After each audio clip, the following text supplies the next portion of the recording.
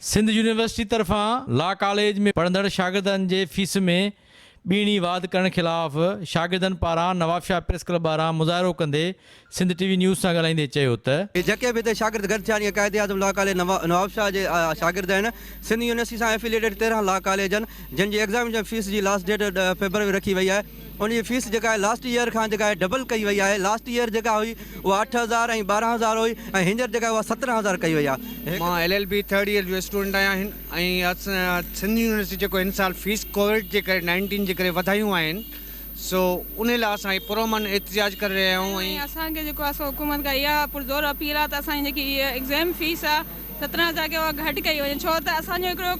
Corona जे करे जेको आहे एतिरो नुक़सानु थी चुको आहे, सॼो मुल्क जेको आहे उन में असर लपेट में अची चुको आहे। तो बराए महिरबानी करे असां एहतिजाज रिकॉर्ड करायूं था असांजी फीस घटि कई वञे, तालीम खे अञा वधीक फ़रागत ॾिनी वञे ऐं इहो ई सिर्फ़ु असांजो मुतालबो आहे सिंध यूनिवर्सिटी खां ऐं उन्हनि जे वाइस चांसलर खां ऐं आला अमलदारनि खां त जेका फीस आहे उहा रेमिट कई वञे। असांजो मुतालबो आहे त वधायल फीस खे घटि कयो वञे ऐं साॻी फीस खे बहाल कयो वञे। हिननि वाइस चांसलर ऐं सिंध हुकूमत खे अपील कई आहे त महिरबानी करे उहा फीस असांजी घटि कई वञे, जेकॾहिं घटि नथी कई वञे त उहा जेकी अॻे साल वारी उहा बरक़रार रखी वञे। कैमरामैन रफ़ाकत ताराई सां गॾु ज़ुल्फ़कार ख़ासि के लिए सिंध टीवी न्यूज़ नवाब शाह।